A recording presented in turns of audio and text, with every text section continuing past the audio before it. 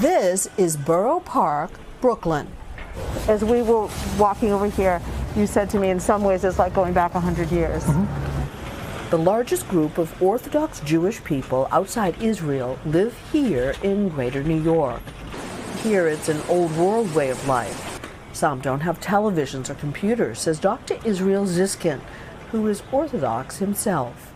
Most of the community are grandchildren and children of Holocaust survivors. Dr. Ziskin spent part of his childhood here, where he now practices pediatrics. What would you say the average number of children in any given family is? Probably within the 6 to 8 child range. Large families in small apartments was part of why this community was one of the first places COVID-19 struck, and struck hard. Must have gotten one day between 3,000 and 4,000 calls. Rabbi Yehuda Kazira runs what he calls a kosher Ronald McDonald House here in Lakewood, New Jersey, providing Orthodox Jews with medical support free of charge. We're the same like everybody else, but many of our religious needs that we practice sometimes can be, sometimes misinterpreted or misunderstood.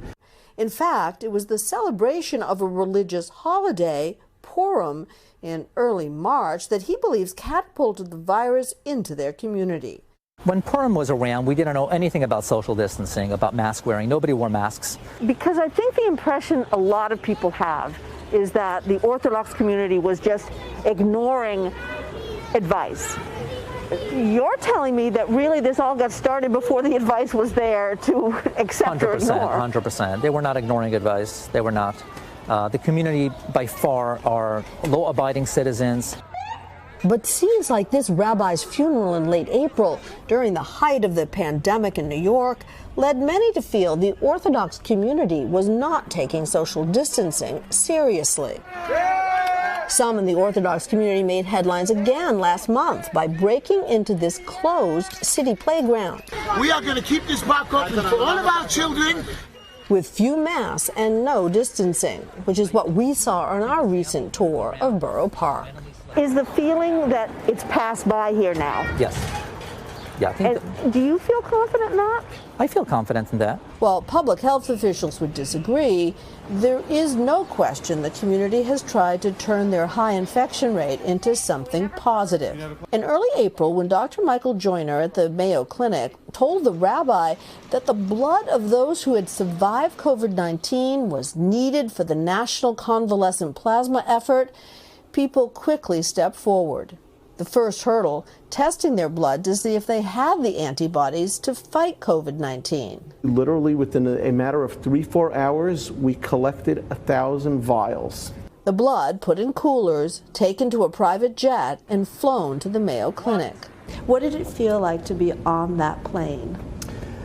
It felt like being on a godly mission. As it turned out, a very successful one. Of those first 1,000, approximately 60% had antibodies. And this was like, we have that golden ticket in our hand. That's... So like 600 people, wow. I love your saying it felt like a golden ticket. Since April, Orthodox Jews have become the largest group of plasma donors, donating roughly half of the convalescent plasma supply in the nation.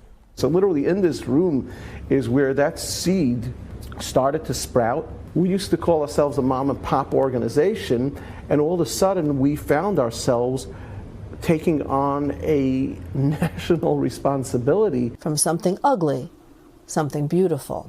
What you're saying is you're trying to give something back. We live in a closed world. That's the way of life, but wherever we can give a hand, be a beacon of light, it's our mitzvah. The rabbi and his colleagues have set up drives now across the country. Now, the plasma isn't just being used to help patients, not just for transfusions, but also to be studied. In fact, 8,000 vials have been sent to 10 institutions around the world as they try to study why the virus is so deadly for some people and barely affects others.